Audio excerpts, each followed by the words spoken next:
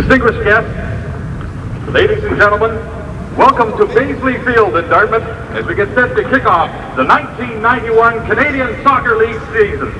You're part of history in the making. In just 5 short years, the CSL has been able to accomplish what no other league has done in the 124 years since Confederation.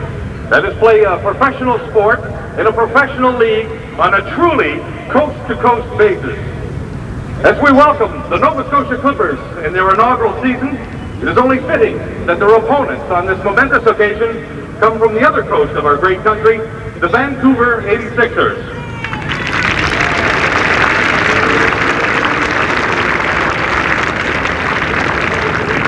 At this time, I would like to introduce the members of the 3-time PETA Cup champions, the Vancouver 86'ers. Number 29, goalkeeper Paul Dolan. Number 5, defender Steve McDonald. Number 4, defender Gregory Young. Number 2, defender Stephen Burns. Number 6, defender Mark Carpin. Number 18, midfielder Sammy Sound. Number 16, defender Doug McKinty.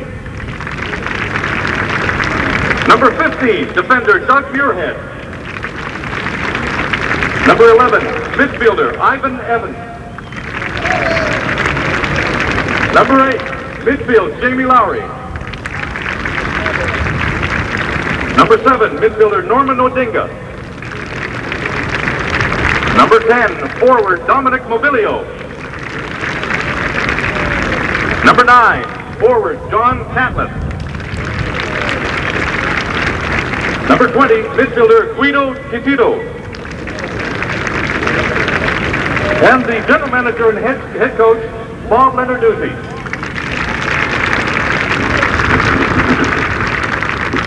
And now for your hometown Nova Scotia Clippers, number 2, Jamie Pollock at midfield. Number 3 at defense, Neil Sedgwick. Number 4, defender Dino Lopez. Number 6, midfielder Robbie Klug.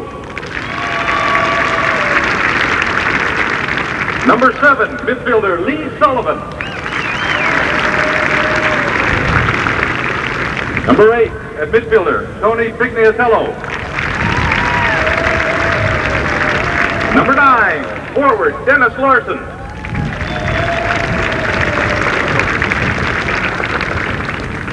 Number 12, defense Phil Ruth.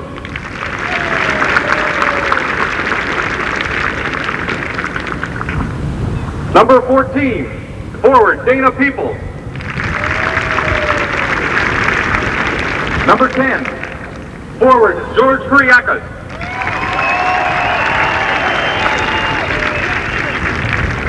Number 16, Lewis Page. Number 17, Nick Papadopoulos. Number 16, defense Stuart Galloway. Number 5, defense Murray David. Number 22, the goalkeeper Shell Brudgard. And wearing number 20 this afternoon, your coach and general manager at forward, Gordon Hill.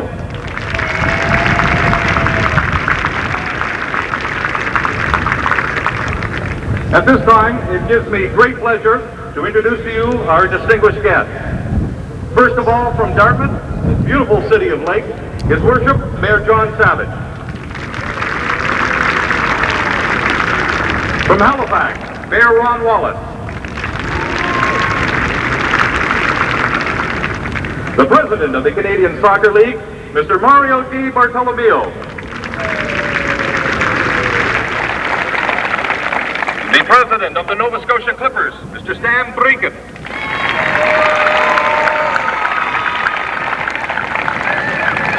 The Vice President Rod Macbeth, and Paul Adams.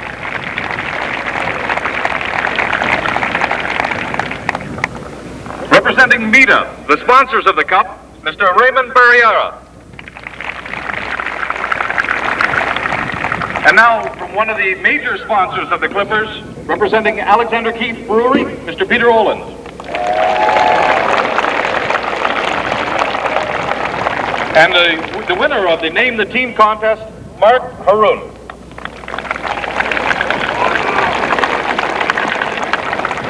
We'll call upon Mayor Savage to say a few words. Thank you very much. It's a pleasure to welcome you all here and to see this wonderful game of soccer, starting with our visitors from the far coast meeting the Nova Scotia Clippers. All I want to say is that we're delighted that you are aware, of course, that the weather is a municipal responsibility, and we've arranged it. So we're delighted to have this wonderful event in wonderful weather, and let's hope that it means that we have a great season ahead. Congratulations to the Clippers.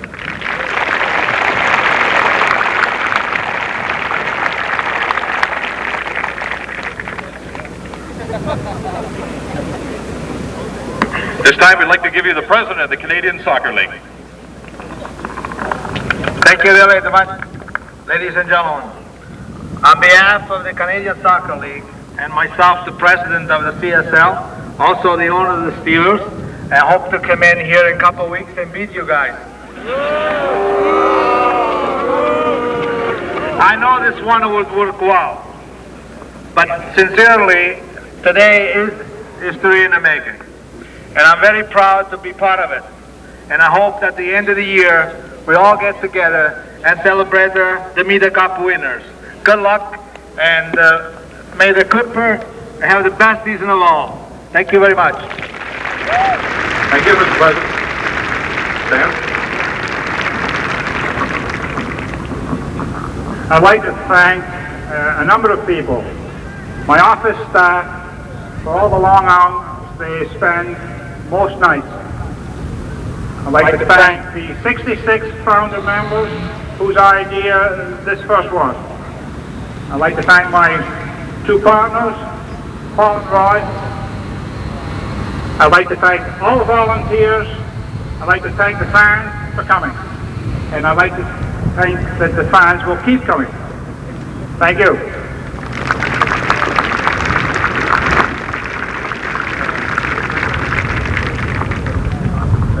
At this time, I'd like to introduce the referees for today's game, Mr. Van Roy Tolbert. He's assisted by Pearlie Caldwell and Jose Ferre. And the fourth official is Philip Redden. The public address announcer this afternoon is Brian Warchick. And at this time, we'd like to call upon the mayor and Mark to kick out the first ceremonial kick.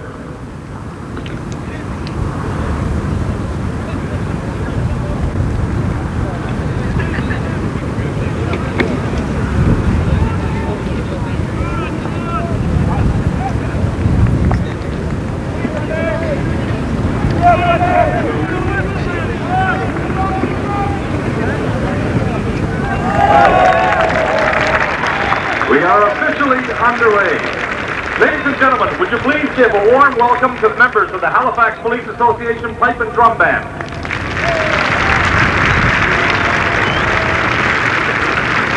And now we'd ask you to please rise and join soloist Tina Fougere in the singing of our anthem on this truly national occasion.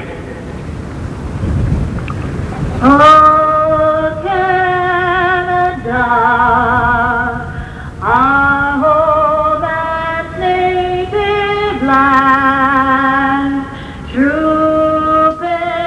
Good afternoon and welcome to Channel 10 Halifax's rebroadcast of the CSL game between the Nova Scotia Clippers and the Vancouver 86'ers. My name is Brett Smith. I'll be doing some of your play-by-play. And beside me in the broadcast booth is Nova Scotia soccer ace and representative from Soccer Nova Scotia, Stephen Hart.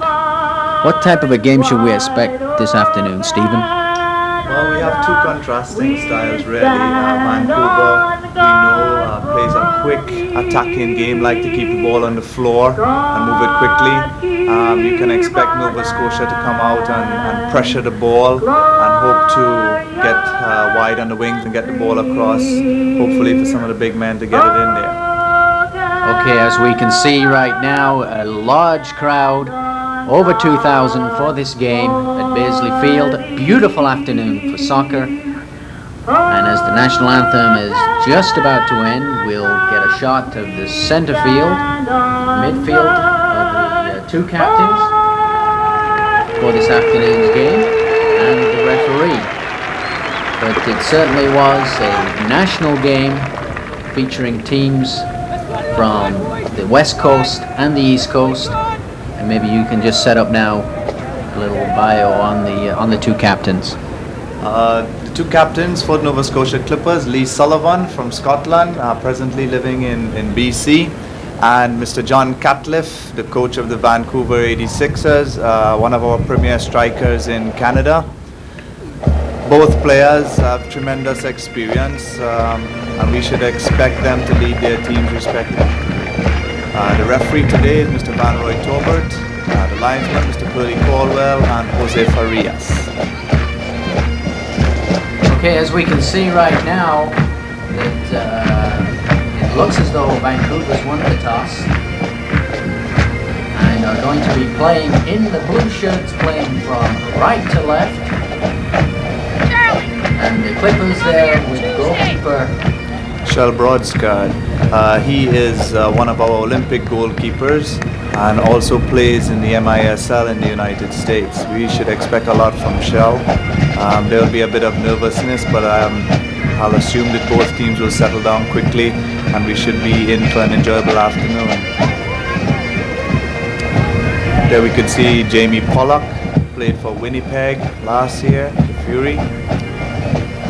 Just before that, we saw one of the premier goalkeepers in the CSL, Paul Dolan. And there's Dominic Mabilio and John Catliff as they're ready to kick off for the first game that's gone from coast to coast, Major League style, the CSL on Channel 10 Halifax. I'm Brett Smith with former soccer ace here in the Nova Scotia area, Stephen Hart. And we can expect both teams to try and settle down early. The field is not in the best of conditions as yet, but I don't think that will be much of a problem for both teams.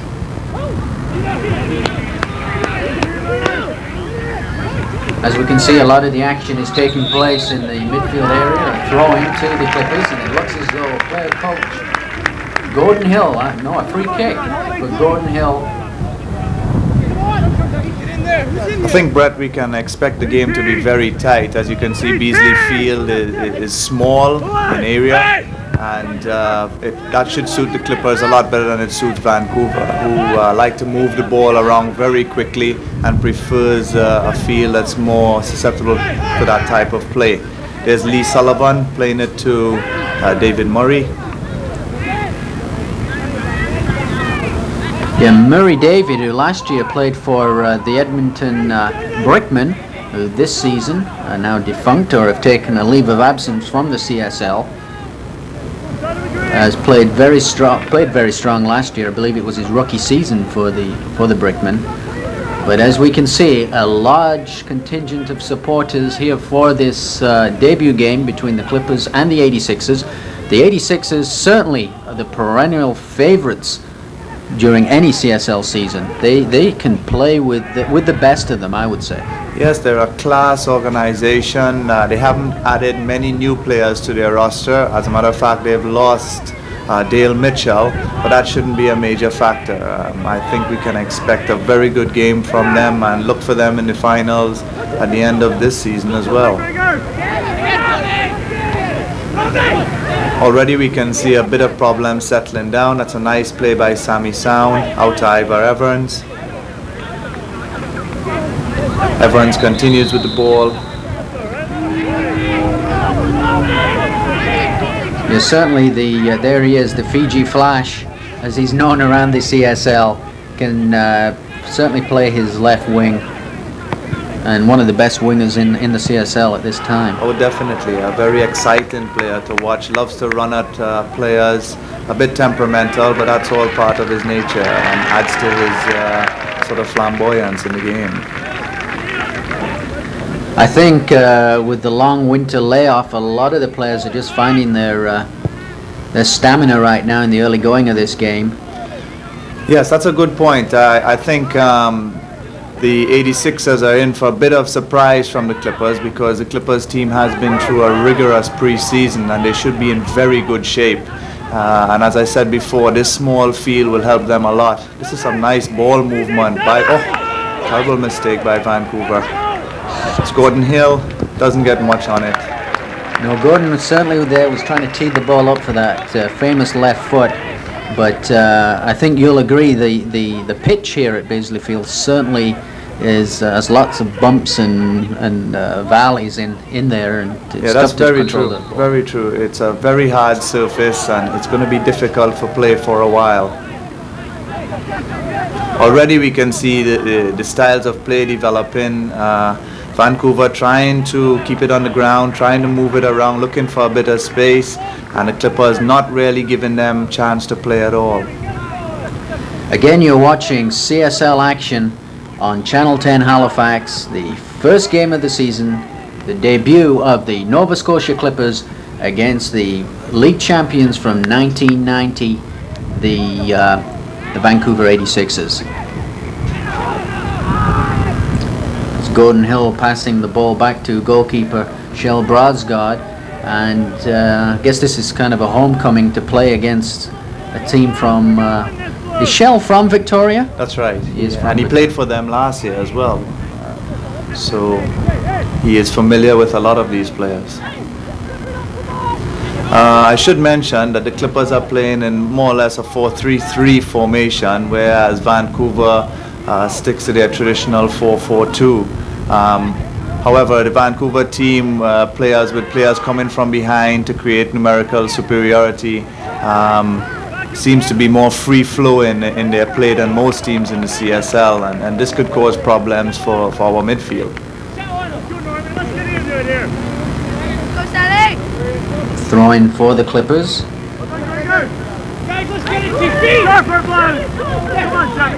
You see, the ball seems to be going out of touch quite a bit during the early stages of this game.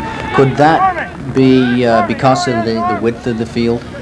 Very much so. I think it's two factors. One, there's a bit of nervousness, and secondly, the field is quite narrow, so you're going to find that play will be out of touch a lot, and maybe set plays might come into play a lot in this game.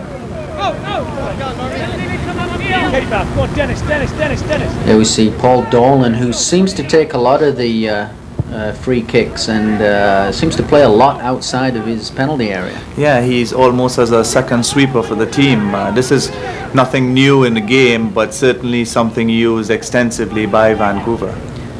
There's John Catliff, certainly one of the best forwards in Canada, and is one of the leading goal scorers in the CSL. Yes, I would think that Phil Ruiz will be given the job to marshal Catliff in this game, and he should be in for quite of a battle. Catliff is quite experienced, and being marked man-to-man is nothing new to him.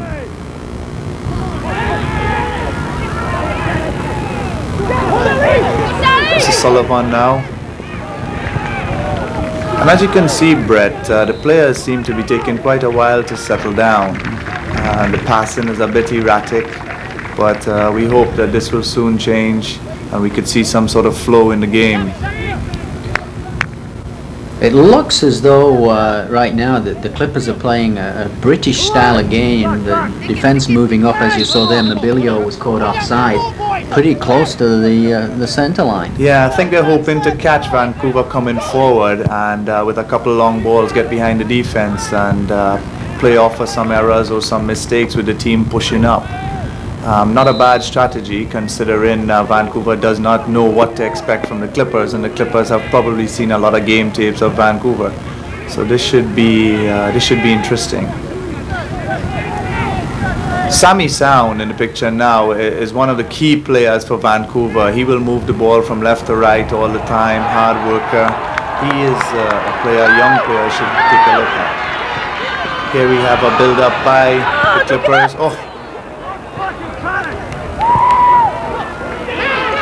There's Chris Lawson, not Chris Lawson, Dennis but Lawson. Dennis Lawson. Trying to get a shot in. We saw another player there in blue as the crowd show their appreciation for one of the first build-ups of the season for the Nova Scotia Clippers. But number 16 for the Vancouver 86'ers, Norman Odinga, who again is another product of the now defunct Edmonton Brickmen. I always think I'm going to say Edmonton Drillers because those are the days of the NASL. And another player that goes back to the days of the Vancouver Whitecaps and the NASL is number 8. Oh boy, his name eludes me right now. Jamie Lowry. Yes, and he's also a national team player, and I believe he was in the squad in '86 at the World Cup for Canada. A very experienced player, and he's starting here today. Yeah, because on the bench, a forward who used to play for the Vancouver Whitecaps and West Bromwich Albion in the British League is Carl Valentine, and he's sitting on the bench for this, at least the first half. Anyway. Yeah, so I think Carl has just come off of an indoor season, and they're still taking a look and see approach to the league. So they will rest Carl for now and probably play the players that were in camp earlier. Well, being a star with some of the Nova Scotia All-Star teams that have played former NASL teams and CSL teams, there's quite a local flavor to this game. Can you name some of the starting lineup that are from the Nova Scotia Senior Soccer League? Well, there's Neil Cedric, of course, playing the left full-back position. He's on the ball now. Right at this moment, he is the only starter really from the senior league. But there's quite a few players, as you know, on the Clippers. Roster Lewis Page, George Keriakakis, Peter McIntosh. There are quite a few of these players. Hopefully we might get a glimpse of one or two of them. Jeff Callagher. Hopefully we can see them in this game or in future games. It's quite a surprise, Brett, to see Gordon Hill starting himself in the first game of the season. You would think he'd take a wait-and-see approach to what the league is like. Maybe he feels the team needs that kind of experience.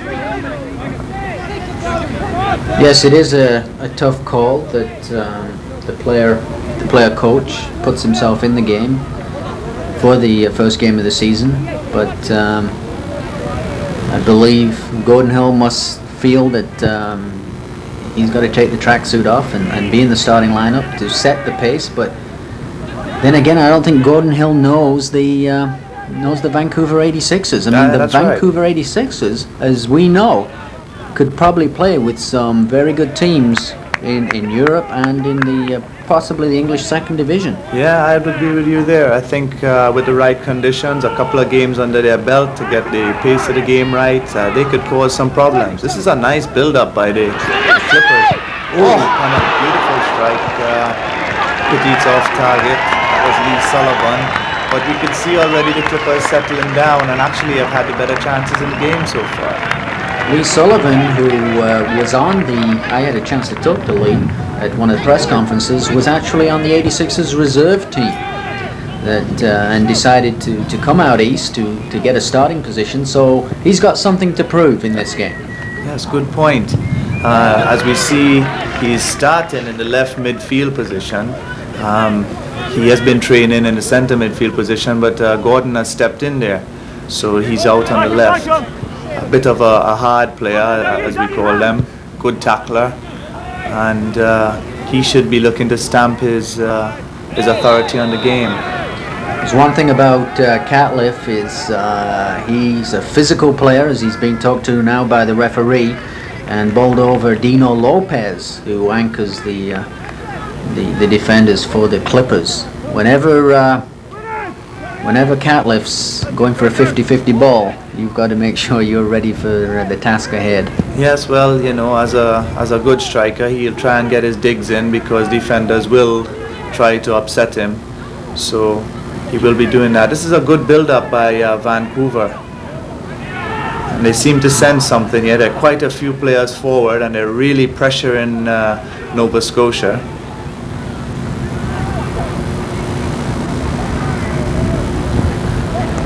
As we're seeing there, Lopez clearing the ball out of bounds, and the 86'ers are going to take the throw-in. As I say, 86'ers are playing in blue from right to left. It seems, Brett, that the field is causing a bit of problem. As we can see, the players are very close to each other. There's very little room in which to play at all. And right now the game is a bit scrappy. The ball tends to be a lot and play has not settled down at all. Well, as we see, the 86'ers, with the flags there in the top left-hand corner of your screen, are playing with the wind. So in the second half, it looks as though the Clippers will have the wind at their backs and hopefully keep the 86'ers off the score sheet. Referee is not happy with the way that kick was taken, and Gordon Hill is having a little idle chat with the referee over that one. There's Ivor Evans.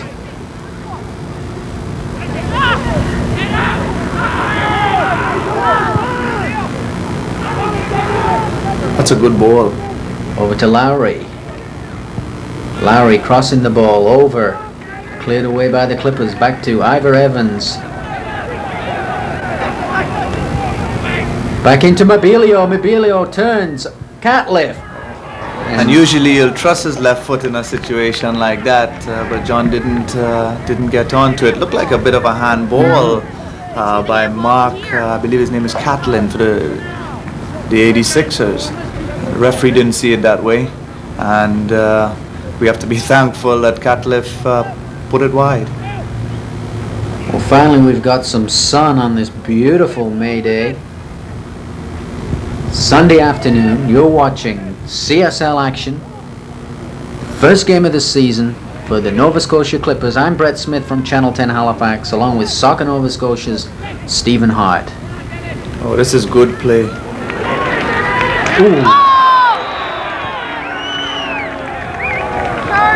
And player coach Gordon Hill has something to say about that one, as Lawson is clutching his left knee. Yeah, I think the ball was a bit up in the air and the player got taken pretty high. He's fairly fortunate not to be cautioned for it because I don't think Sammy Sound played at the ball at all. I believe that's what Gordon is discussing now with referee. Your team at Ultramar is a proud sponsor of the Nova Scotia Clippers. Whether you're at home or on the road, Ultramar has the field Gordon covered Hill, in 1,500 who's locations across eastern Canada. I guess honors And Ultramar serving you go their with only goal. several Ultramar, England more caps. More drive. Notably he didn't play against too many, or played too many major international games. Not that he's a one-cap wonder, but I believe he had 9 or 10 caps with the English national team, but made his name playing for Manchester United. That's right, and actually I think he won a FA Cup with them as well. Should be noted though that Gordon Hill's professional career basically went from being with United and then into non-league football. Yes, Britain. I think he had a short stint with Derby County, and then he ended up in the NASL at Montreal, and he was quite an accomplished player there, and finished off his career in the Major Indoor Soccer League, and now he's back into coaching. It's funny because he said he never intended to really be into management, but here he is, and I think he's going to find that a lot harder than being a player.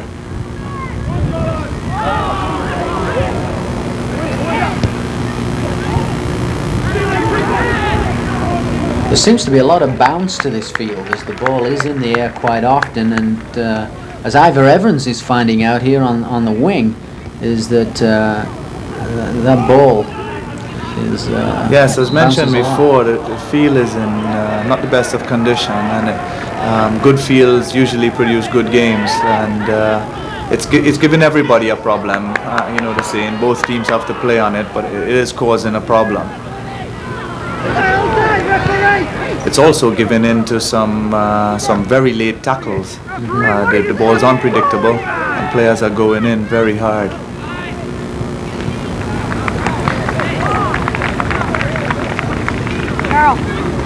Here we see Tony Pignatello, looks to be bleeding from the mouth, probably a clash of heads. This is John Catliffe. In that shot there with Pignatello, is he a bulky person or is he carrying some excess baggage? I don't know. He tends to be, he has a low center of gravity, and he might, like players of that nature, tend to look a bit overweight. But I would think after this training, this pre-season, not much weight is left on him.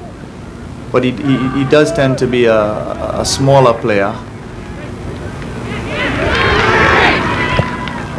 The Clippers seem to have settled down a lot better than the 86'ers so far. The 86'ers are still trying to find their stride, and having spoken to some of the players, you might think that the trip out east could be affecting them a bit, jet lag, stuff like that. Some of the players did mention that they had a bit of a problem with their sleep, but they've been in the league a while. They should be able to adjust to this.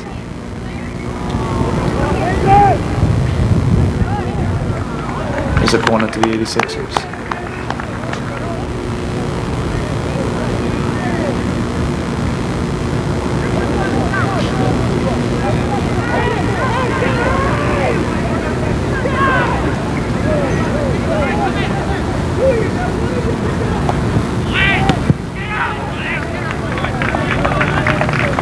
I think in the first half, as we've seen there, the 86'ers not getting the ball up on the corner kick,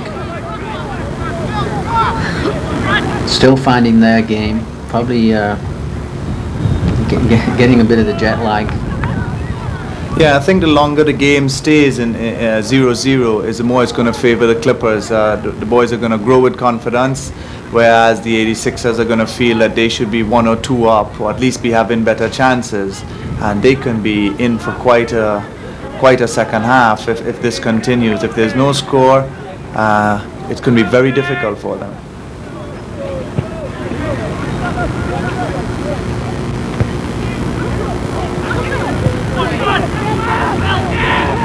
We see Ivor Evans. Mobilio and Evans offside. was offside. I think the 86'ers are trying desperately to bring Ivor Evans into the game as much as possible. If they think if they get him clicking, the chances might come. Is it Neil Cedric? Come here, son!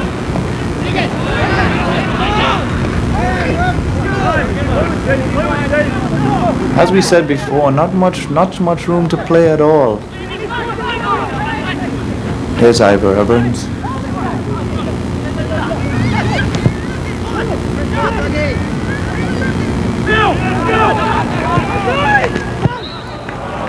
Gordon Hill just caught offside.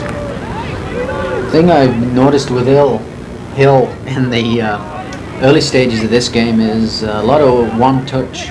Ball comes to him, he flicks it on, hopefully to find moving Lee Sullivan on the left wing. But the 86'ers are on top of him as soon as the ball goes to Hill. I think that's their game plan. Well, he's going to get some respect. Gordon is known as a player, and he can make things happen, so they're definitely going to respect him. He did tell me that he would like to see the team play quicker while in possession, and maybe he's trying to set the example with some of his one-touch play.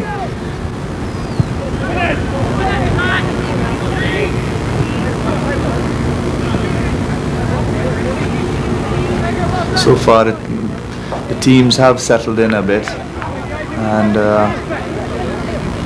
We would hope to see a couple more chances. Everything seems to be in the midfield at the moment and mainly in the air. This is Phil Ruiz. He's a native of Newfoundland and he plays for Mount Allison University in New Brunswick.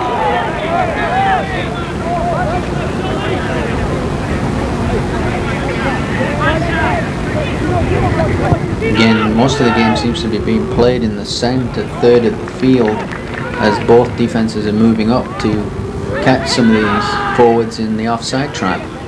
We see Hill back to Murray David and David back to goalkeeper Sean Broadsguard. Lopez.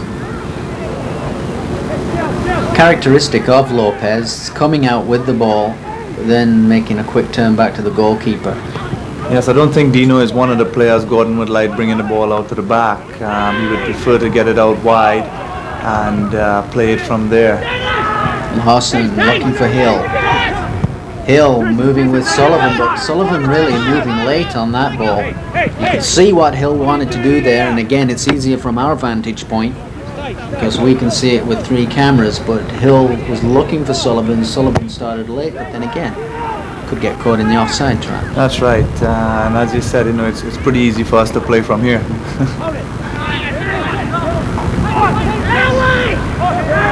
Stephen, a lot of people watching today's game on television and attending the game probably wondering why you're not playing in the green and white of the Nova Scotia Clippers. Well, I don't think it's any secret that I might have liked to be playing, but as you know, my job commitments with Soccer Nova Scotia would not have allowed it. Professional soccer requires some dedication, and it just wasn't possible.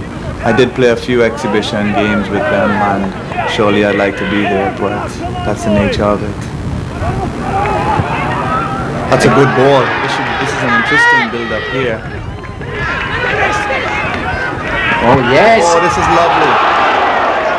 Yes, that was good ball movement, good understanding by all 3 players.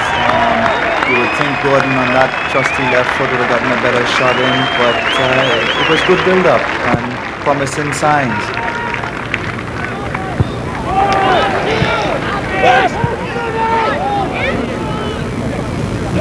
Gordon Hill is causing a bit of trouble for the 86'ers. He's just in a floating sort of role with no real job in mind, and when he does get the ball, he can set things up pretty quickly.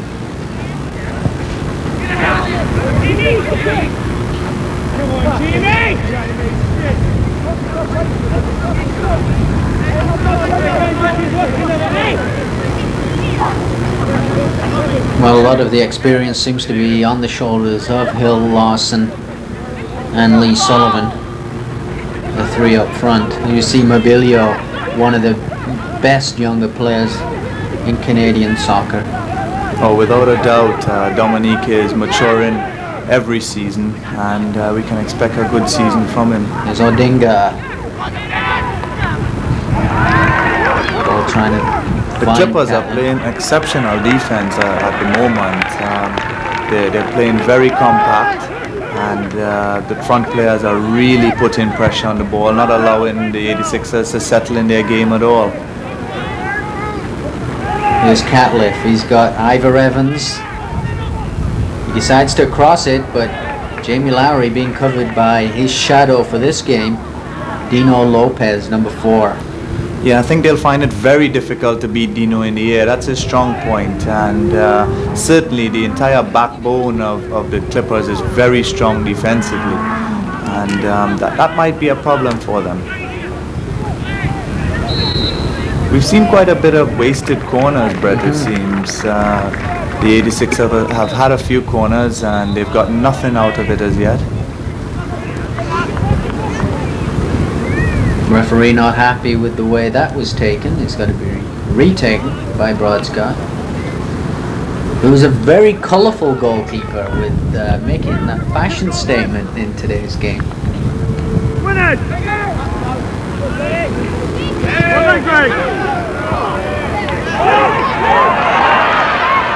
You see Hill, and Hill fell heavily there as he's Seems the play has been waved on. The referee didn't see it in Hill's favor, and the game goes on.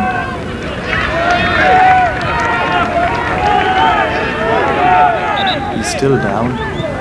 As Dolan is waving the trainers to come on, there has been no movement from the sidelines. Dolan yelling for the trainers to come on board. By giving them your support and encouragement. He did take a bit of a knock there. Gordon, as we know, is not, what should we call it, he's an old war horse. He might have some old wounds to deal with. Hopefully he's not injured too badly. I think we've got to recognize right now the number of young kids in the stands for this game. Dartmouth and the Halifax area is certainly, as far as numbers are concerned, with kids being involved in soccer, the numbers are high. There's literally thousands and thousands of kids involved in the sport, and I think that's got to be attributed to the strong force of Soccer Nova Scotia.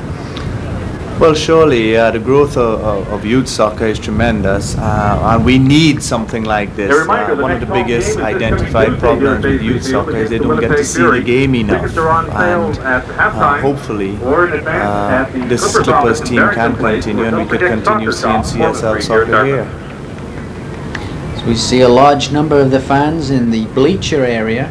I think the city of Dartmouth have got to be congratulated for putting the new stands in on the directly across from the main grandstand, because hopefully that'll be the place where the die-hard fans go to sing along and to cheer on the Clippers, as we see Gordon Hill getting up to a round of applause from the crowd. That bleacher section certainly has the atmosphere. You can hear some of the music in the background and the singing, and in some cases the taunting, and that's all part of the game. That makes the game. It seems to be Gordon's shoulder that's injured.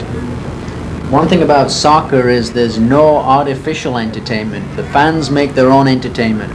We don't need the cheerleaders. We don't need the fake music, the organ. In soccer, you make your own cheering section and your own songs, and it's a family affair. Surely. For people who have never witnessed soccer games, that's a highlight. Sometimes the spectacle in the stands is as good as what's on the field. Well, it looks like Gordon Hill's going to continue. So throw in.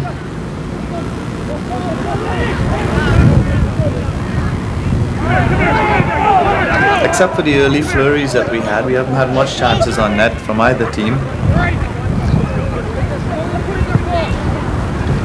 Paul Dolan, and as I said to Graham Leggett, a lot of people will know as the host of Soccer Saturday, is that really in the whole CSL there isn't one bad goalkeeper. I think Canada has provided.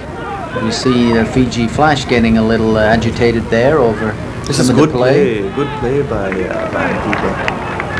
And they're keeping the pressure on here now. Oh, it's good tackling. The Clippers could be on a break here, but Vancouver were pushing up. It's broken down again.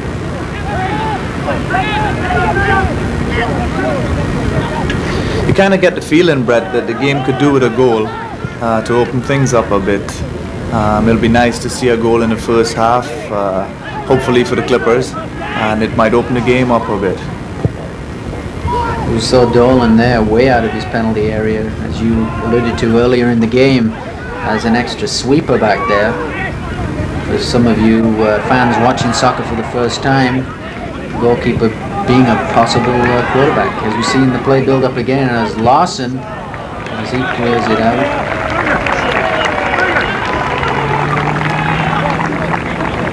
But going back to Dolan and going back to goalkeepers, that Canada has provided some excellent goalkeepers. Yes, definitely. I think the goalkeeping position is the only position that there are no foreign players in the league, and that's a credit to the program in Canada.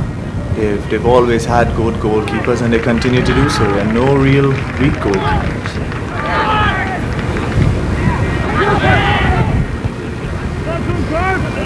Now they played several exhibition games before this one, and one was a trip to the University of Maine. Yes, they played a game with the University of Maine. I must point out that a huge majority of the squad, this present squad, was not there. But the game ended up 5-0 in the Clippers' favour. And basically it was to give Gordon a sort of insight into what he was dealing with. You'll find, Brett, that in comparison with the games we see from Europe, there's a bit of a lack of players running at other players with the ball. I don't know if you can attribute this to probably the size of the field. Vancouver is usually one of the teams that go at teams constantly. They take all their free kicks quickly, their corners, everything very quickly. But as you've noticed in this game, they tend to be trying to take the steam out of the Clippers, or just basically trying to find themselves. Yeah, I think that's the style Bobby Lanaduzzi, the coach of the Vancouver 86'ers, has been most successful with, and hey, who can argue with him? That's correct. They certainly play a different game from any other of the CSL teams. And the Clippers' main aim here seems to be to disrupt that type of game. I think soccer in Canada is so emphatic of the multicultural mosaic this country is that there's so many different styles of soccer within the CSL. We've got the British style with the 86'ers. We've got the Montreal Manic that play a more European type of a game, and also the Toronto Blizzard that also play that type of game. Yes, that's right, and it also goes with the coaches that are in the league. The Italian, Yugoslavs, British, there are all types of coaches in the league, and in some respects I think that's very good for the game. There's no one way to play the game, and the end result is what really matters at a professional level anyway. The score is still 0-0 between the Nova Scotia Clippers, who are playing in in green, and the Vancouver 86'ers, last year's CSL champions, who are playing in blue from right to left on your television screen. I think, Brett, you have your Liverpool team on your mind.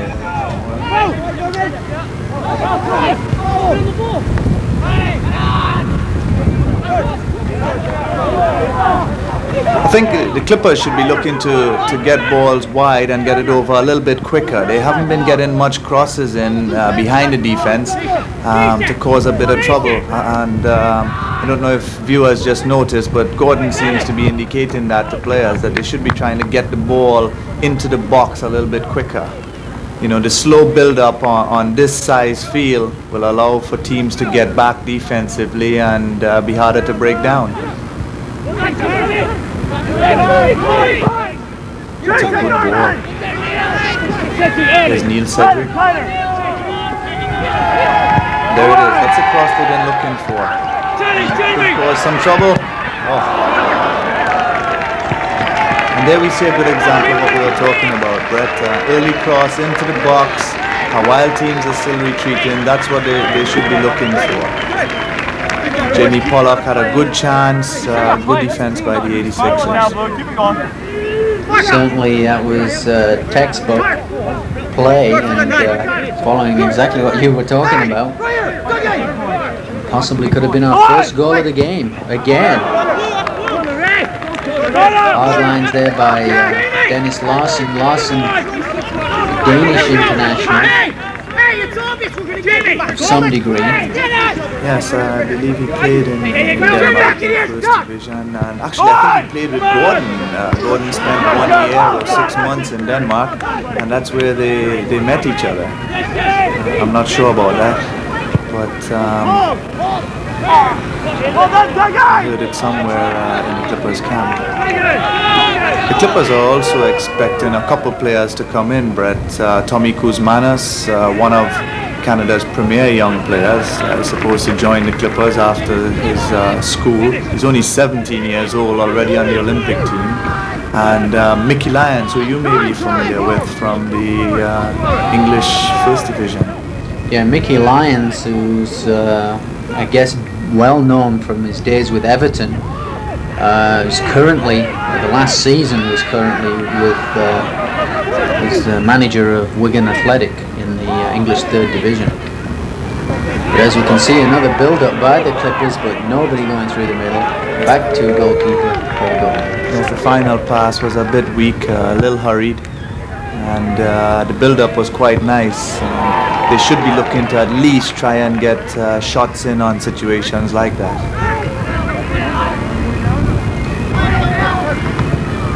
How much time left to have? Ivor Evans is a Fijian international, played for Fiji. They have quite a good program in Fiji soccer-wise.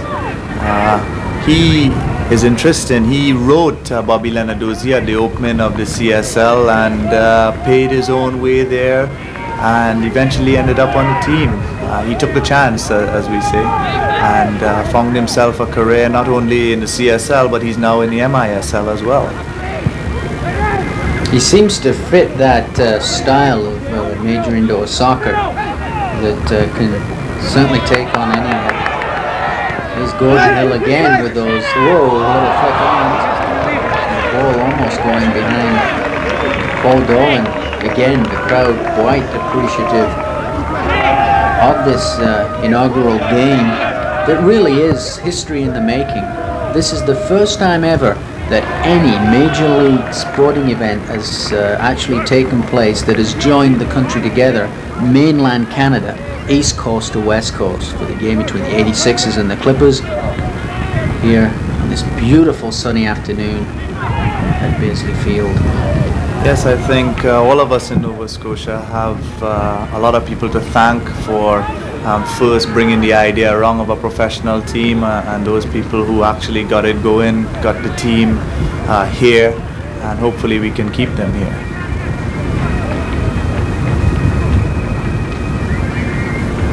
Vancouver, this is their, I believe, their fifth corner. Ooh. This one was a little more effective. Mobilio not getting his head on it as he would like.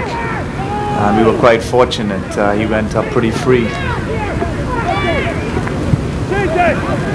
Should be interesting to note, Brett, Neil Sedgwick is really a right-footed player, but he's been playing the left fullback role. He started at left fullback for the Clippers, and quite frankly, he hasn't done too badly. He's settled in quite nicely. Yes, Neil Sedgwick certainly is not out of place in this game, and again, playing with some of the best players that Canada has to offer, especially wearing the blue and gold of the Vancouver 86'ers. You see Dennis Lawson covering a lot of ground. He's all over the place up front on the offensive zone. Yes, I think that is basically because Gordon is not really doing the work he should be doing. So Dennis is doing a lot of covering, and mainly to make up ground for Gordon. Gordon has a double duty. One, he's trying to organize his team and playing the game at the same time. And, this could be mentally taxing for him. Here we have another free header in the box. You kind of get the feeling that if Nova Scotia continues giving up these chances, we could be in for a bit of trouble. Vancouver is not a team to be letting giving free kicks around the penalty area at all.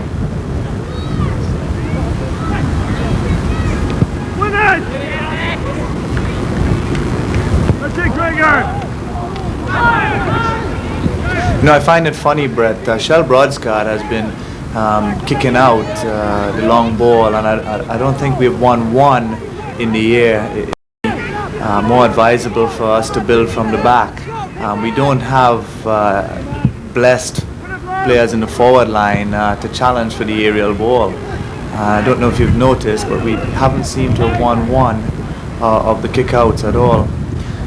Well, a lot of the balls that are going down the center of the field are meeting up with Larson, who must be, what, 5'4", 5'6", at the best of times. Yeah, that's right. But on the other side of the coin, if a lot of our viewers have been seeing Dino Lopez winning a lot of the balls that are coming down. Yes, and he's going up against the Mobilios and against the Catlifs. But again, Catliff certainly is the type of player you want in your offensive zone to challenge those high balls. That's right. He's a big man, and that's basically been Vancouver's playbook, so to speak. Get it wide and get it across to the big man, who's Catliff. Mobilio usually cleans up any mess that Catliff might cause. So, you know, they haven't been able to do that so far in the game, and Catliff has had to come out of that central area to look for balls, which is a good sign for our defense. If we keep him out of the penalty area, I think we should be on the safe side. Well, Stephen, I think when you mentioned about Dale Mitchell, I think that's what made Mitchell expendable, was they had Catliff up front, and so Mitchell was traded to the Toronto Blizzard. Yes, I think Bobby Lenarduzzi felt that he was getting on in age and probably could bring on a young player. I still think Dale Mitchell has been one of the classiest players produced here in Canada, and as from a midfield point of view, he provided valuable service. And maybe that could be one of the reasons why Vancouver hasn't settled into their usual stride as yet. Players still getting accustomed with each other. They also lost a young player to Hamilton. His name eludes me at the moment, but he was a key figure in their win last year in the final. Mm-hmm. That wouldn't be, I know one player went to Montreal, Grant Needham was a star young player with them. I'm trying to remember the player now that is playing for Hamilton.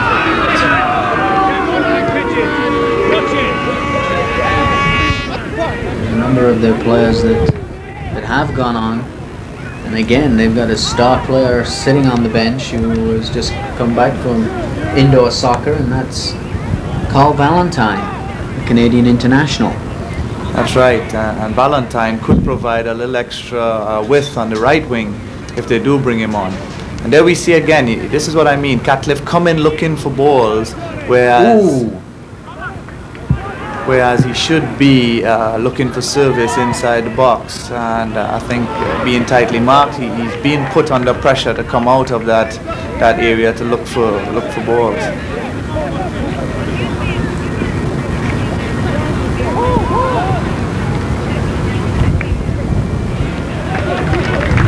I must mention the Clippers are playing exceptional defense. They're not allowing anybody in around the attacking third to play at all.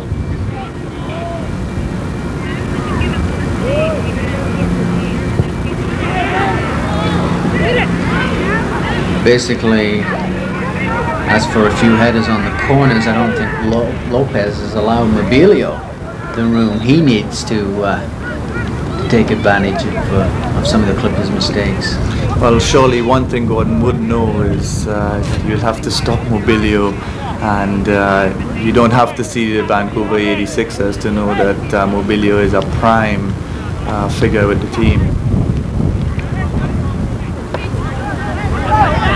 And this is a quick throw-in that they like to take, and quick free kicks, and hopefully to catch teams unsettled. This is good play by Lee Sullivan.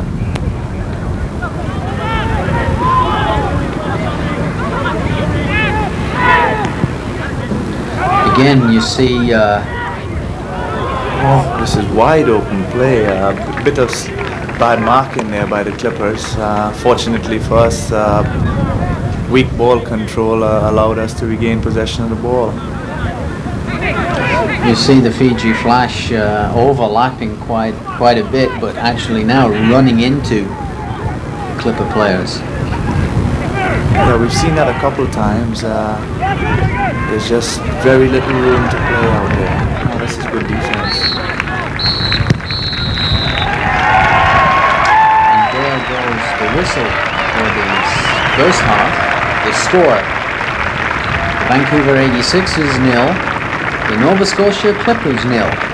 I'm Brett Smith, along with our color commentator for this afternoon's game, Stephen Hart from Soccer Nova A Scotia. reminder that you Stephen, can pick up tickets we've for the Tuesday night game against the Winnipeg Fury, 6:30 here at Beazley Field. The tickets are on sale right now at the ticket booth at the entrance to the field.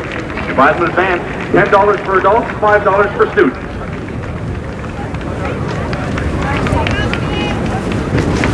I'd like.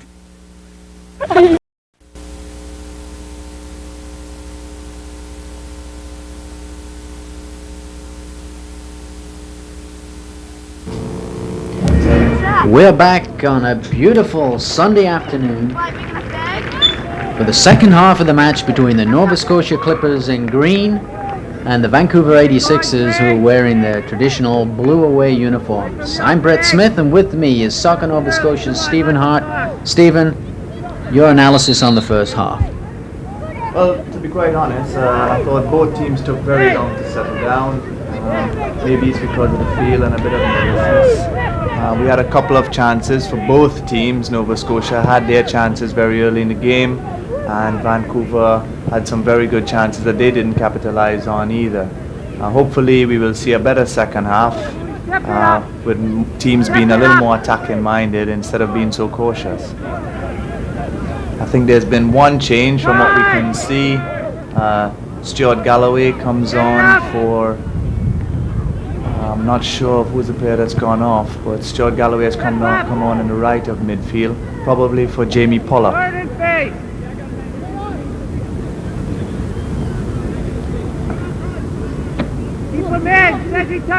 What we'll see here, Brett, is if Vancouver have made any adjustments to the pressure game being played by the Clippers.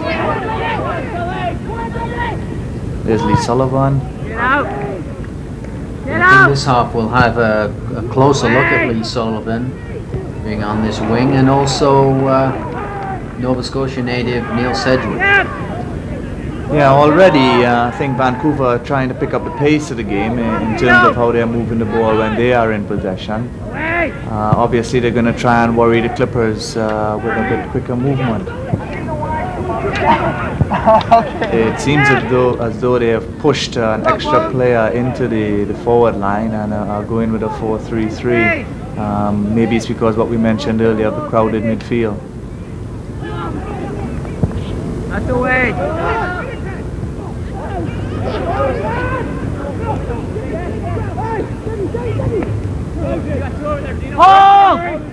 Certainly Bobby Lenarduzzi must have had a chat with his team. They must realize that they're looking for points, regardless if it's the first game of the season or not. He must have told his team to let's start picking things up a bit, not showing the Clippers this much respect. Chloe, get on that 18. Get it up. During the halftime interval, or yourself, remember the name of the player that played for the, who is currently playing for Hamilton? Yes, Jimmy Eason. I remembered him from when the 86'ers came and played the Nova Scotia All-Stars. Quite a talented midfielder, and obviously another player missing out of their lineup. To be quite honest, doesn't seem like they've missed their players too much, have they?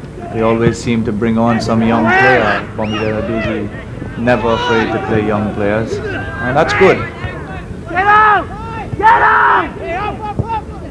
Yeah, I think at any major league level, if you've got the farm system that generates new and young talent instead of paying for those high-priced players, it's basically the CSL has to look at it that way. I mean, they don't have the money. They don't have the budgets to bring in the big players that have already made their mark in other parts of the world. And I think that was the major demise of the North American Soccer League, was the high-priced players, and the budgets just went out of this world.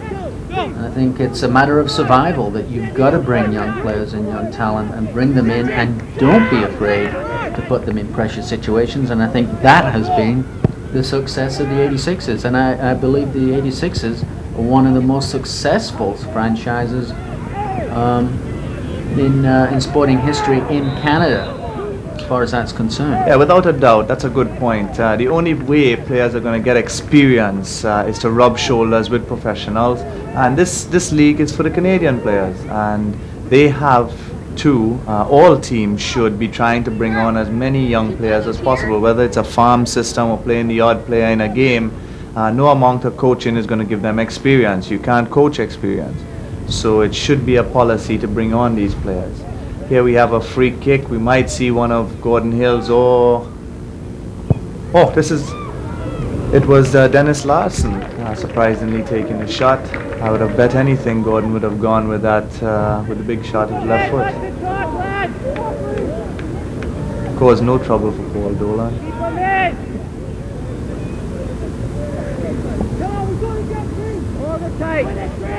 Tuck in, Sedgey! That's away! Bit of bump in there by Dino. He was lucky to get away with it.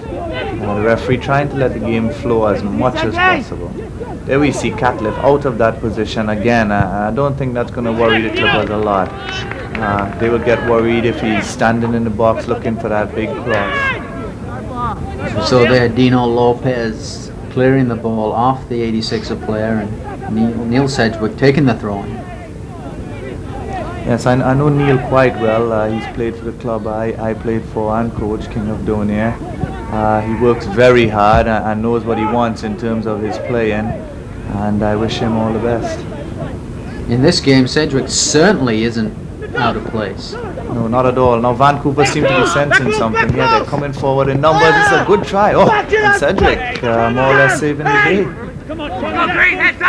Certainly on that play we saw Ivor Evans starting up down the wing, crossing it into the middle,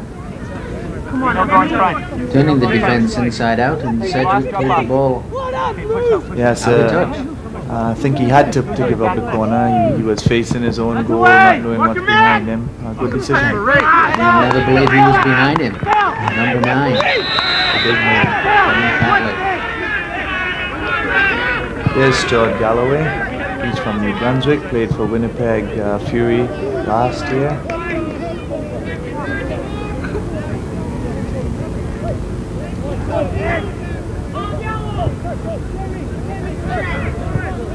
I think it might be possible that Gordon has quite two strikers in the team capable of looking for crosses, George Keriakakis and Peter McIntosh, who I don't believe is dressed. It might be something to consider to bring on George and see if he could be effective with a wing play.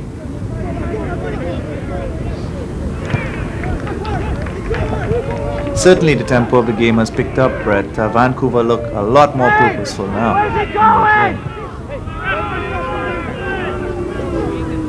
There's Mobilio to Ivor Evans. This is a nice sort of crossover, one of their trademarks between these two players. Didn't work out for them, but young players should look at it. It's quite effective in helping shake off defenders. Bit of a wasted cross there by Ivor Evans, put it far too deep for any players.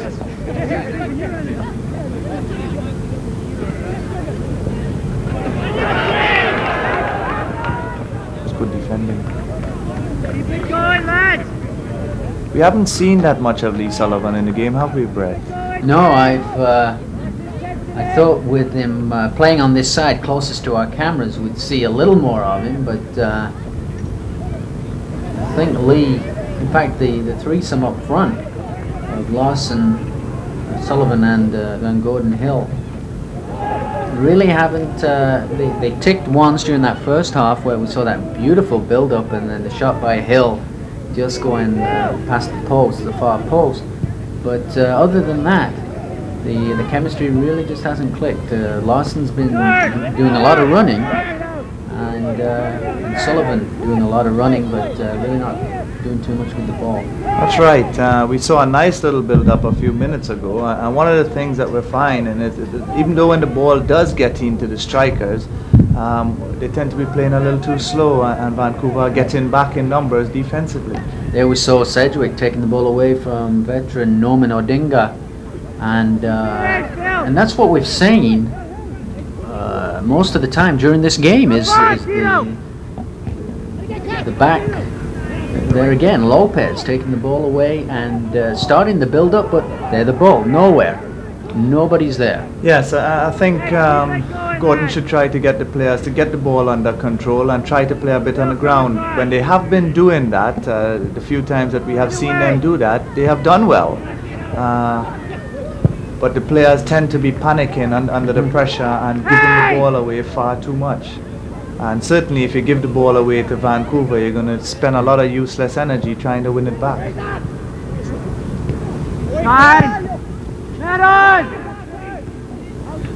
I must once again compliment the Nova Scotia defensive back four. They have been steady, very, very steady, both in the air and on the ground. This is trouble. This is Catliffe on a breakaway, and once again looking for the left foot rather than just going on and having a crack with the right. Excellent play by Dino Lopez. Lopez taking that ball away from John Catliffe and really diffusing a potential danger. Yes, I think Dino read him well. He probably a bit grateful that John decided to bring it back on his left foot, but Dino doing a steady job. As we saw there, Sullivan having a hard time getting around the 86 defenseman, and the 1-2 with Hill just is not clicking. That's right. One player, Brett, that has been very steady, and actually we haven't seen him in the game, he's been so consistent, has been Murray David. He's played an excellent game, and I don't think we've mentioned him yet. He's been very, very consistent. He doesn't give the ball away when he has it, and he's been doing a good job.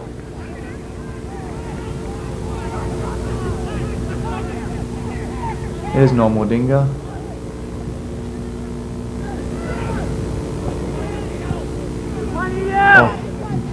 Slowed the play down a bit. He tried to set it over with the switch play. It didn't work out for him. I think we'll see with the here we go again. Here's Ivor Evans, but again the did it go out? Evans claps his hands and says yes it did, and takes the ball away again, which you were alluding to earlier in the game, is that the 86ers like to do things quickly, take the corners quickly, the free kicks, the throw-ins. Yeah, they take a lot of advantage on mental lapses, and this is something that is their trademark. Very much in the mold of Liverpool, who do the same thing. They don't let people settle and have to think. There again, we've had a wasted corner. This is surprising. Either they haven't had time to work on their set plays, or you know, players coming in late in camp. But I'm very surprised at the wasted opportunities on set plays by both teams. There's a good ball to Larson, and Larson going through, and Dolan literally using his head, and I think that's what kids have got to look at today, is that the goalkeeper can come off his line. If you don't want to be in the same boat that Bruce Grobbelaar comes out, and there we go again, and just over the bar. Yes, that was a good play by Dennis Larson. He felt Dolan was off his line and went for the little flick on. Almost beat him on the far post. And it looks as though Dolan tipped that over because it's a corner kick. Oh, surely. Good goalkeeping. Any young goalkeeper could see. He knew he couldn't hold it, so he put it over the bar.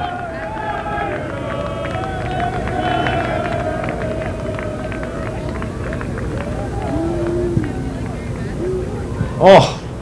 That was a good opportunity there for the Clippers. I don't think he got a shout. I felt he might have had a little more time than he thought he did. What do you think, Brett? Yeah, I thought that he had all the time in the world to lay that one up, but again, probably nerves, and first game of the season in front of this large and appreciative crowd, rushed the shot, and yeah, he looked like he was a bit in two minds. Yeah. He didn't know if to shoot or if to lay the ball in for a small cross. And as you said, maybe a little lack of confidence. First day. Oh, this is a terrible mistake by Dolan. should have paid for it. Not on Sullivan's favourite foot, but at this level he should have at least made him save. It's one thing about a 0-0 game, and as we say, hopefully it will end in Nova Scotia's favour, a win. But 0-0, you would have to say that Nova Scotia are happy with this. There's a lot of critics before this game in the local media who, some of the critics who think they know the game, don't know the game, but thought Nova Scotia should be played off the field. That's right, they were predicting a blowout of all sorts of incredible numbers. And as I said earlier, I think if the game stays at 0-0, it's in Nova Scotia's favour. At this moment, I would say 1-0 is a winner in this game. I can't see any team scoring more than one goal. And certainly a tie is a result for Nova Scotia, and a very satisfactory one at that. What's happening here is the forwards are coming back, and really there's a traffic jam in the defensive third of the field. And once the defense, which you've mentioned again, is the back four, once they get the ball, and 99% of the time they're getting it, there's nobody up front to take advantage of a quick break. That's right. Vancouver's game, the game that they've picked up on, they're playing very much in the Clippers' half, and forwards are being forced to come back and reinforce the midfield defensively. So when we do win the ball, there's no one to play too wide or up front, and we're simply just giving it back to the 86'ers. But again, we're making observations. It's easier for us to sit here in our broadcast booth and have 3 cameras show us the different shots. We're just observing the play. We're not saying that we could do any different being out there on the field. Well, maybe Stephen can. No, that's right, Brett. I haven't made a bad pass from this seat yet. But it's true, you do see the game a lot different here. You're not under pressure, you're not tired. Certainly we were calling it as we see it. And there you go again with Murray David, who is just, not to make a pun out of this, but putting the 86'ers in 6s and 7s. He's just turning them inside and out. And the same with Dino Lopez, 2 players that complement each other. I'm a bit worried to say that the 86'ers are coming forward far more frequently now. They're really putting the team under pressure. And I think it would be to Nova Scotia's advantage to have a player way up front or even out wide when the play is in their half, so that they'll have a sort of outlet valve, so to speak.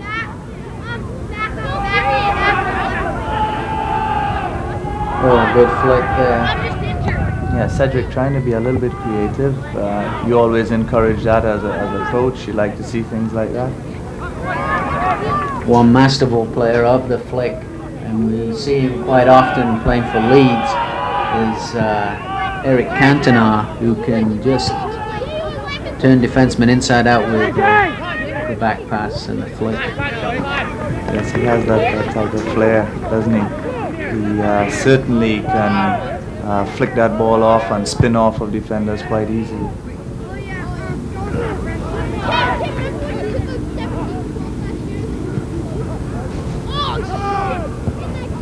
There's quite a battle going on in the midfield. As you can see, players are fighting for the ball furiously. The tackles are flying, and there's not much play that can be admired at the moment. But it's a good ball by Ivor Evans, and good defense again by Murray David. Take a look, Chloe. Hey, who's on the thrower?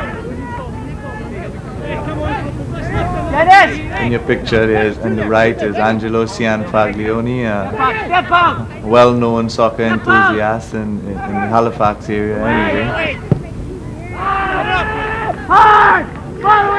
Well, this game certainly has brought out the who's who in the soccer world in Nova Scotia, and again to the organisers, that the foundation that brought the franchise here, and to Stan Brecken and George from Soccer Nova Scotia, and I always have a hard time with his last name, so I'm not going to even try it. Yes, George Athanasiou.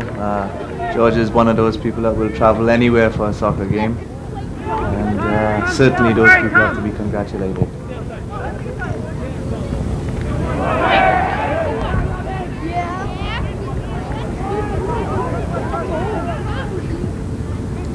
That final pass all the time with both teams seems to be lacking. Both teams are trying to settle down a bit. We've seen a much better second half than the first in terms of attacking play, and that's good to see that teams they're looking to go for the win rather than settle in for a draw, and that's always a credit to the game and to the coaches.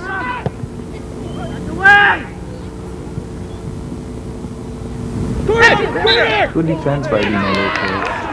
A rule I thought that again would make the soccer purists just shudder with certainly not with excitement, but with disbelief, to speed the game up, would possibly to adapt some of the timing that is used in basketball, which is to put a timer, a time clock, actually on how many minutes that you've got to get the ball out of your own end. But again, it would speed the game up. It would stop that defensive game that if you've got a 1-0 lead, that the fans would like the game to be speeded up somewhat, so that there's not a lot of passing back to the goalkeeper and so on and so forth. But you've actually got a time to get the ball over your own half. Yeah, personally, I wouldn't like to see changes of that nature in the game. I think the rule in England, in the league, 3 points for a win and only 1 for a draw, is certainly the better way to go. In the first division, teams seldom play for a draw, and because they know they can, with 1 goal or 2 goals, come up with 3 points, and that is far more logical than a clock, because I believe that will make the game even scrappier in terms of long balls being played in, and for the purists, as you say, we want to see the game played as attractive as possible. Certainly, again, just an observation to food for thought in this game, as Sunday afternoon, no better way in Nova Scotia to spend it than on a nice sunny afternoon in the city of Dartmouth at Beazley Field to see top flight soccer as the CSL comes to town for the game between the second half action, with the game between the Nova Scotia Clippers in green playing from left to right against the league champions and playoff champions of the CSL, the Vancouver 86'ers. And you're right, I think the first half was just feeling each other out, settling down, playing in front of a large crowd. Whoa, and there we see something that happened several years ago in the English First Division, where a player headed the ball and the goalkeeper didn't have full control over it, and it went in the net. That's right. It's a little amusing incident. Paul Dolan didn't like it at all. Dennis Larson probably just ribbing him a bit with the action. Probably saw the same game you're referring to, Brett. But this is a good ball. Oh, and Ivor Evans certainly blowing the best opportunity of the game, I'd have to say. He should have done better. He should have, but Shell Brodsky certainly got his body in front of that ball and cut down the angle of attack, so the ball went over the bar, and whoa! Again, we saw Brodsky come out and the ball went through his hands. Yes, he was a bit late on the jump and dropped it. And we've got there's Dennis Larson in the center of your screen there, but I think we've also got to take our hats off to it looks as though it's the back two of the Vancouver 86'ers that have really just shut down the midfield. You've seen Gordon now is playing further and further back in a defensive role. Yes, and as you mentioned earlier, that is killing the Clippers. They can't come out of their own end with any sort of build-up. They're depending on a big ball out to the back. And certainly, I don't think Gordon is the player to chase that ball. It might be wiser to put a Lee Sullivan maybe up front who would do that sort of running. Oh, this is good ball control. Nice playing by Vancouver. Get up!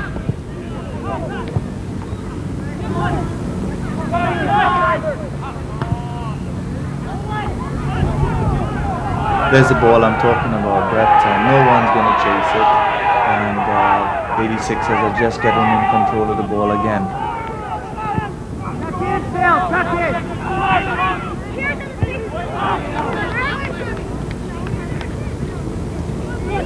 Good flick ball to Dominic Mobilio. Out come Brodsgard, and a beautiful save at the feet of one of the most potent offensive players in the CSL. Yes, and all credit to Brodsgard, who not only saved it, but he held it. And that's good goalkeeping.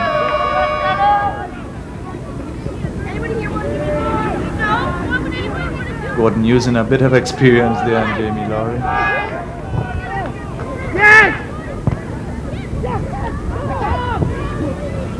Oh, this is another interesting ball, and good defense again by Murray David. Murray David, I had a chance to see him last year at Clark Stadium in Edmonton, and he's a player that really stood out for me. And as I say, Norman Odinga was one of the star forwards with the Brickmen. But Murray David, for a person of his stature, and he's not a big man, tall but not big. There was Lawson, and a nice play. It's very good tackle. Any young player watching the game would appreciate that slide-in tackle. He tackled well and came up with the ball. But going back to Murray David, he's not a flashy player, but he gets the job done. Yes, you always need a player of that nature in your squad. This should be interesting. And there's good defense by both Lee Sullivan and Neil Sedgwick.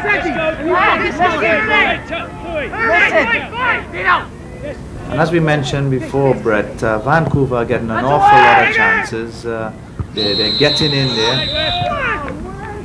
And there's some sort of infringement.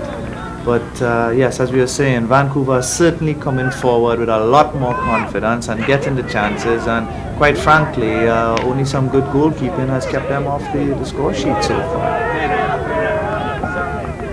It certainly looks in the second half that the 86'ers are pushing more and more forward and taking this game serious. They want to come away with a win.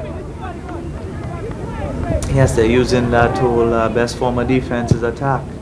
And they're pushing Nova Scotia right back into their own penalty box. And there they go again. And this is good defense by Dino Lopez. He really good.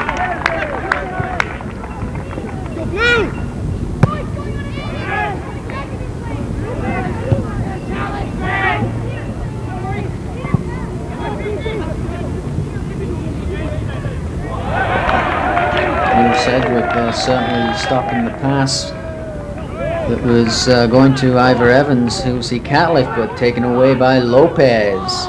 Lopez to Hill. Hill looking. He's got Sedgwick to his left. Down the wing. We're going to Sullivan. Sullivan crossing the ball, but... Ooh. And there we go again, Brett. And this is what I mean. Every time Nova Scotia has put the ball on the floor, they've looked effective. And this is probably only the second time in the second half that we see them try to play the ball on the floor, and they've entered the attack in third. With a little better cross, they might have had a chance. And this is what we'd like to see them do a little more.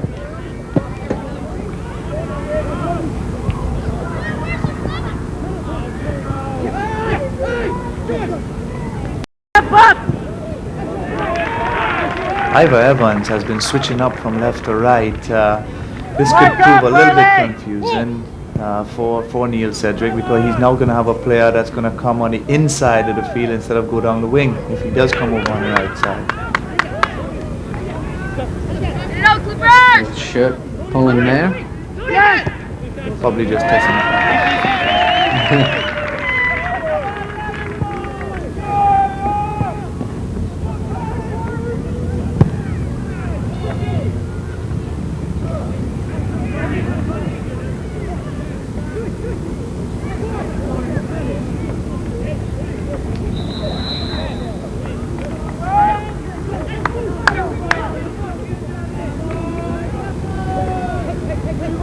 Players not sure where the free kick was going. But there they go again, the 86'ers with that quick free kick. Let it run. For a lot of the kids that possibly are watching this rebroadcast, I think that what we see with the 86'ers is that they use all areas of the field. That they're not just everybody going for the ball and playing in little pockets. They're using their entire field. As you saw in that free kick with Sammy Sound, pass the ball way over to the other wing and taking advantage of the whole field, the same way you would in a hockey game. That's a very good point. You notice they don't just go forward all the time. They pick their moments, as you well said, use the field very well, and choose when to go forward or when to keep possession of the ball. And that's a very good point.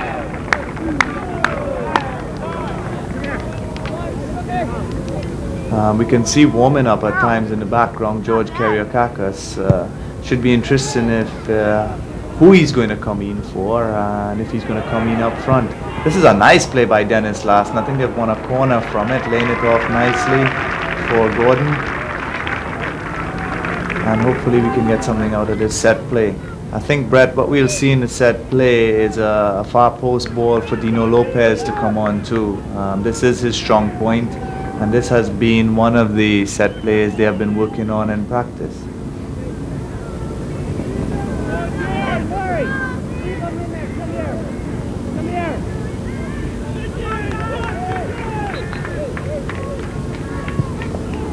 There he is. Yes. Oh, it's good defense by Vancouver, and they're going to come forward very quickly now.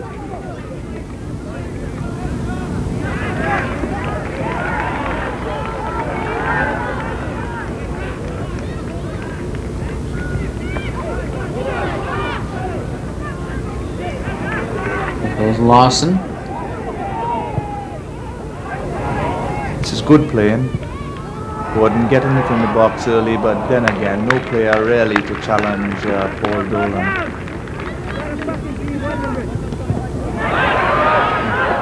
Uncharacteristic giveaway there by Vancouver. But he didn't have to work too hard to get it back.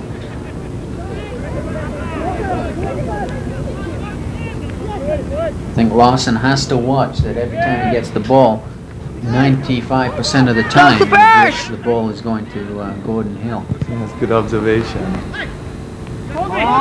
No turn. Help him out, Murray. Talk to him. They tend to be very similar players too. Both of them like that quick short pass. As I said before, I think they did play together for a year, and they are in close proximity to each other as well in terms of on the field position. And the crowd certainly appreciating seeing George Kariakakis warming up to come on. George certainly will have some size up front, and that's what's been missing most of this game. Even though Galloway was pushed up front, really has been, for the most part, ineffective. Yes, George is also a very tricky player, Brett. I've known him for quite a while. I actually played a year for me in high school, and he can cause some sort of trouble. His biggest problem would be right now how well he settles into the game at this point. He's going to enter a game where players have been, been in it for 70 minutes, and he's going to have to settle down very quickly. He's nervous as well, so hopefully he can get a shot or two in. But he'll certainly add to the attack aerially.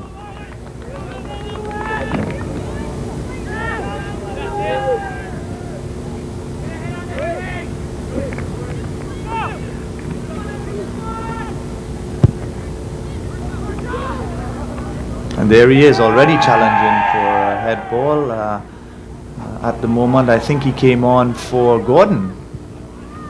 Gordon was clutching his shoulder a bit from the first half, so it's quite possible he felt he had enough. Good control by Odinga.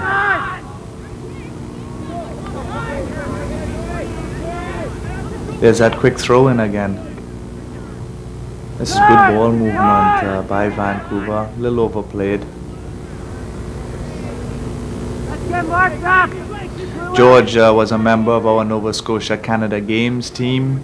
For those viewers who follow the game year in, year out, they'll remember George there. Inside, Phil.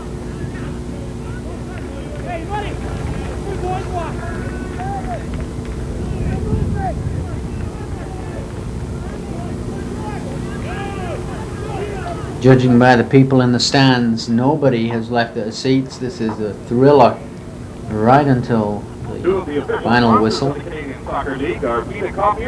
Nova Scotia holding their own against the CSL champions of 1990. The Vancouver 86'ers. Lee Sullivan, Glasgow native, played with the 86'ers reserves last season. I think I'd love to see a goal, Brett, just to see the reaction of the crowd. If the Clippers could score, we can really have a good time here for another 20 minutes. It would be nice to see a goal in Nova Scotia Field. Across Eastern Canada, and Oakmar serving you their only goal.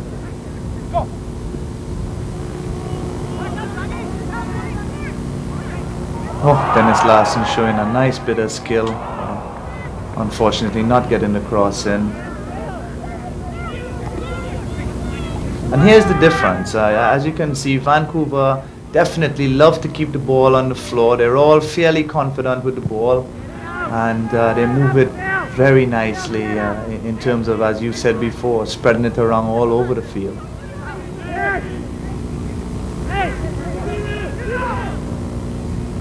Yeah, the 86ers are used to playing on a beautiful carpet at Swangard Stadium, and it's taken them a while to get adjusted to this bouncy field.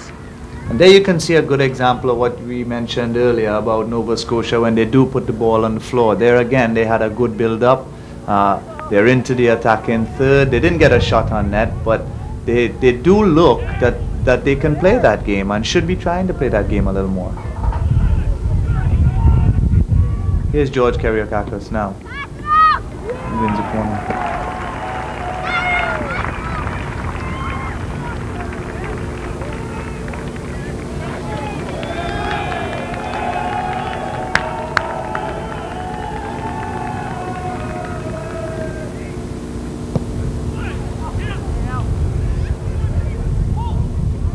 Again, Sullivan putting the ball along the ground rather than getting it into the air. I think they were trying another set piece that Hill tried, and here we go, Lowry, but he's offside. Jamie Lowry, a crowd favorite at Swangard Stadium in Burnaby, British Columbia. And as we've said before, started with the Vancouver Whitecaps. We all remember the Whitecaps for the team that gave Peter Beazley a chance when Manchester United and a number of other teams didn't. And there we go with... I think Bruce Gobler also played for them. That's right, he was a goalkeeper for them. Former players like Peter Lorimer, who used to play for Leeds, and Johnny Giles. They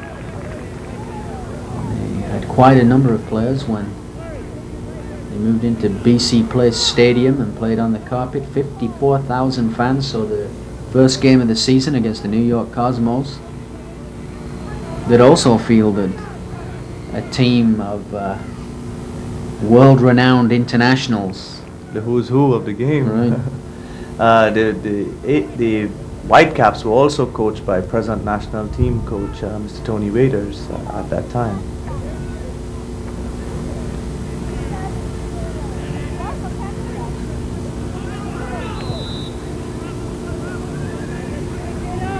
Yeah, it certainly was a foul throw there by Dennis Lawson. The ball wasn't directly behind his head. It was a quick throw with just a movement of the wrists. So the referee giving the ball to the 86'ers. You see Ivor Evans, who must be at this time getting quite angry and upset with Dino Lopez, who Lopez and David have just been a shadow on that guy. Yes, I think Dino is looking to swap shirts before the game's over. He's done a remarkable job, as did most of the Clippers defense. They have not really allowed Vancouver to play their game.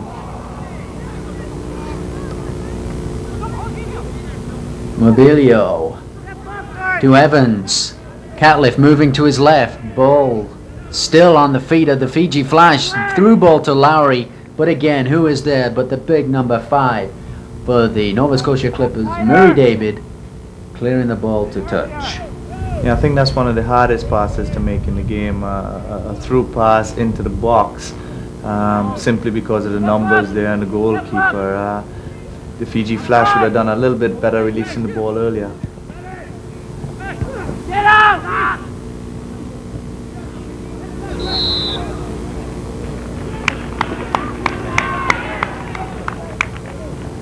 Again, not quick enough with the free kick. Most of the 86ers were up in the offensive third of the field. Again, we're waiting till the players get back into position. I'm playing that long ball in. Yeah. That's a good observation, Brett. Two contrasting different types of restarts, as we call them. The 86ers, unless it's in dangerous position, will just put it down and start it short. The Clippers would let everybody get into the attacking third and put the long ball in. I must say though that I find the Clippers have done very well for their debut game. As you mentioned before, people were making all sorts of predictions, and they certainly can keep their head up. They've played very well, and at this point they're still very much in the game. Vancouver not scored yet, neither have the Clippers. And as the game continues going on, oh, this is a good try by Dennis Lawson. Certainly the confidence will grow. Certainly both teams have had their chances, but as we see, Dennis Lawson, number 9, teed that one up and just put it over the bar. The crowd appreciative of that. And even in most sports, a 0-0 draw, people will say, well, there's no goals, it was a terrible game. But in soccer, a 0-0 draw can be just as exciting, especially with plays like that, than a game that's 7-0. That's right. Some people don't understand that most soccer enthusiasts do not like to see a 6-0 game or anything like that. They would start clearing the stands by the time it hits 4. So it's a different appreciation, obviously. Dennis Lawson is certainly one of the players that would kick from anywhere, it seems. He's certainly not shy, and the only thing that is certain in this sport is if you don't shoot, you're never going to know if you're going to score.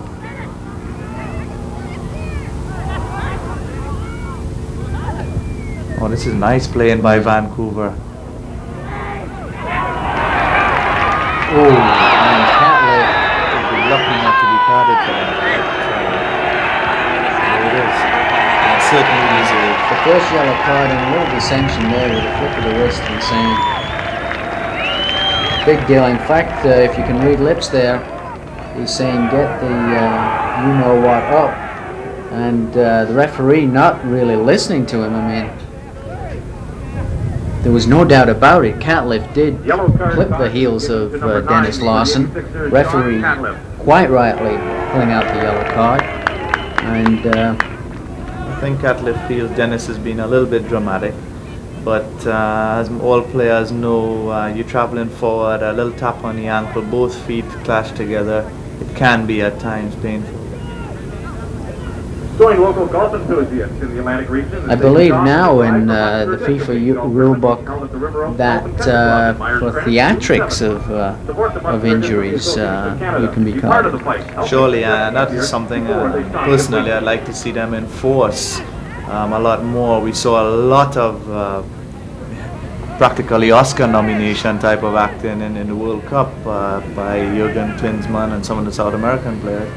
And certainly, if you can be carded for tackling players and stuff like that, you should be carded for theatrics. Ball a little too far there from George on the through ball, but the idea was there. And personally, that's what I applaud in soccer as a fan. Again, beautiful move to Norman Odinga, too far, and who else was there but the shadow himself, Murray David, is the idea of the play.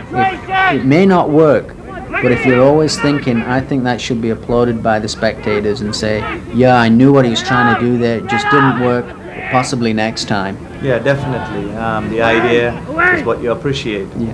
And here we see another interesting bit of build-up. The game is becoming a little bit end-to-end. We saw George Kariakakis have a good try, an attempt at one end, and the 86ers will back up with another good try on the other. So the game's opening up a lot more now. Both teams are going for that win, or would like to, and that should be applauded.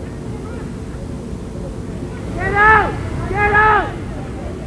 This indeed is a very proud day for the people of Nova Scotia and the CSL in general, allowing franchise, again, a little pushing and shoving there between Sammy Sound and Dennis Lawson. I think that goes back to possibly the trip earlier by John Catlett. But going back to what I said, what I was saying, is that the officials have to be applauded for the hard work it has taken to get this franchise here. And people, here we go with George.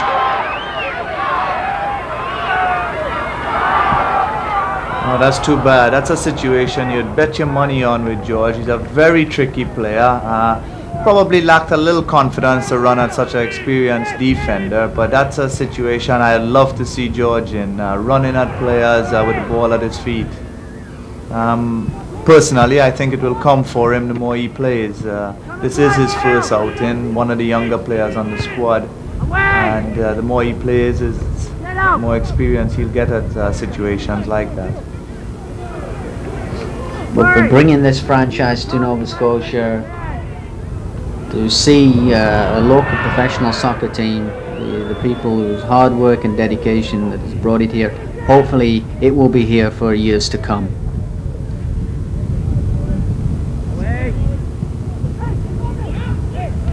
We've certainly seen a lot more Dennis Larson in the second half. He's making his presence. And here's George in a tough situation, and pretty lucky not to, probably unlucky not to get a foul on Paul Dolan, who didn't make contact with the ball at all.